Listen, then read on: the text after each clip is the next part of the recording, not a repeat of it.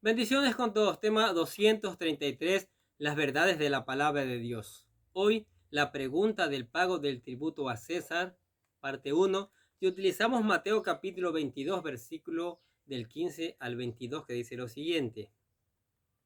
Entonces se fueron los fariseos y consultaron cómo sorprenderle en alguna palabra.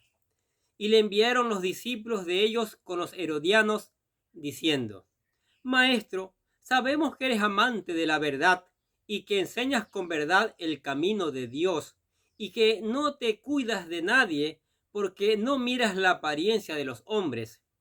Dinos, pues, ¿qué te parece? ¿Es lícito dar tributo a César o no? Pero Jesús, conociendo la malicia de ellos, les dijo: ¿Por qué me tentáis, hipócritas? Mostradme la moneda del tributo. Y ellos le presentaron un denario. Entonces les dijo: ¿De quién es esta imagen y la inscripción? Le dijeron: de César. Y les dijo: Dad pues a César lo que es de César y a Dios lo que es de Dios.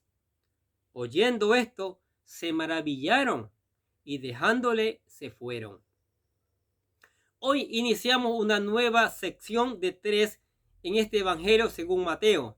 Ya vimos la narración de 3 parábolas que hablan acerca de la incredulidad de los fariseos y las consecuencias de ello. Ahora todos sus enemigos se confabulan para hacerle una serie de preguntas a Jesús, todo con el propósito de tentarlo y hacerle caer en una trampa. Así, pero se presentaron los discípulos de los fariseos y los herodianos. En segundo lugar, tenemos a los saduceos y finalmente la pregunta de los fariseos. Y en todas estas Jesús les responde con gran ingenio y sabiduría. Vemos entonces la primera de las confrontaciones y cómo Jesús responde sus preguntas.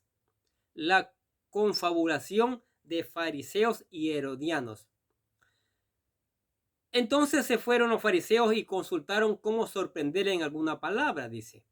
Y le enviaron los discípulos de ellos con los herodianos, diciendo: Maestro, sabemos que eres amante de la verdad y que enseñas con verdad el camino de Dios y que no te cuidas de nadie porque no miras la apariencia de los hombres. Ha llegado la desesperación de los fariseos al no lograr desacreditar y frenar el ministerio del Señor Jesús, que ahora los vemos confabulándose con los herodianos. Los fariseos eran una secta celosa de las costumbres y tradiciones religiosas.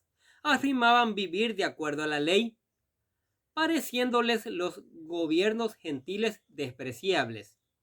Sin embargo, teníamos otro grupo, tal vez no tan religioso, sino como con intereses políticos. Aunque muy poco o casi nada se sabe acerca de este grupo, se cree que era un grupo que buscaba la restauración del reino de Israel a través de la descendencia de las dinastías de Herodes.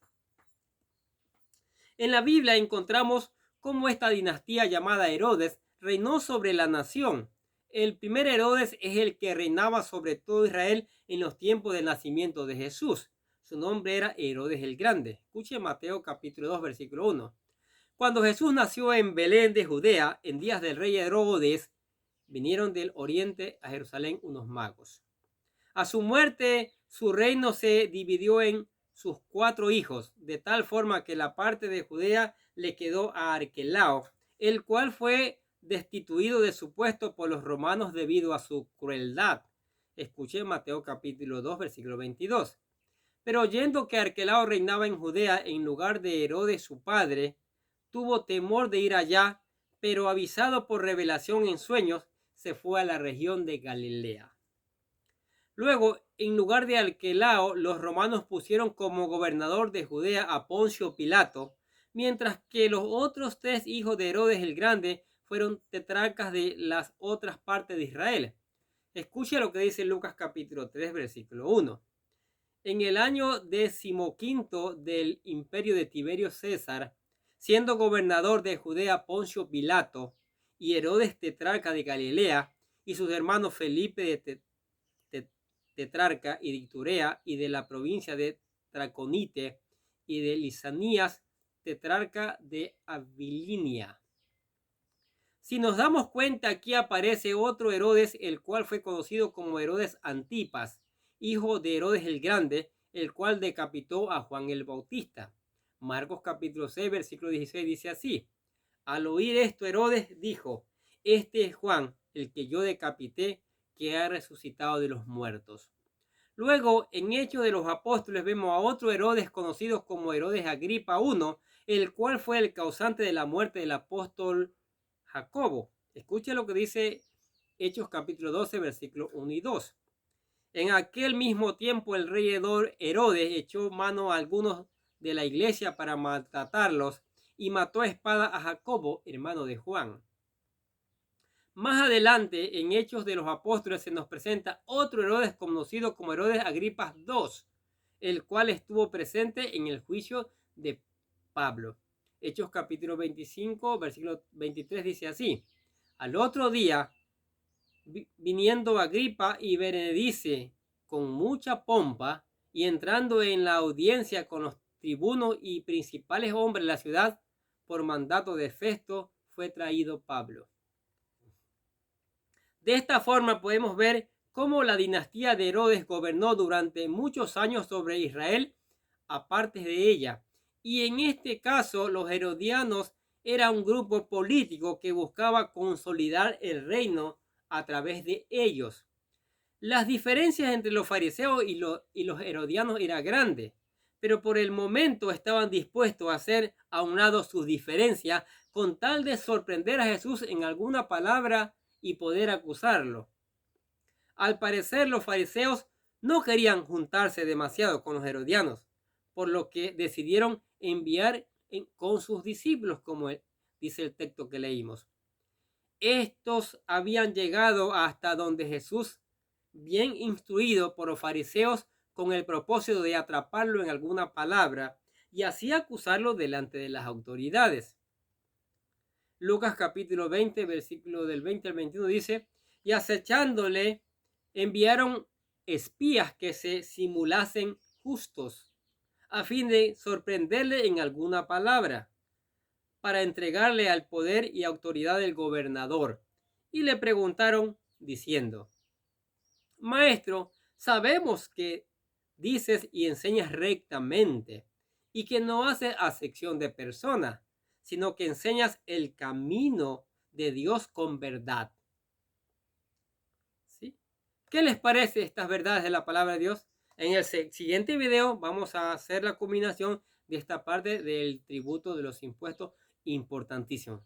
Pero mire, estos religiosos de esta época, gente congregándose no para buscar a Jesús, no para escuchar su palabra, sino para encontrar alguna falla y acusarle y dañarle el ministerio maravilloso que el Señor trajo a la tierra, el de rescatarnos, el de salvarnos, el de llevarnos a la eternidad. Así es la perversidad del mundo hoy. Muchos rechazan al Señor, muchos rechazan su palabra y viven la vida mundana, la vida que les da la gana,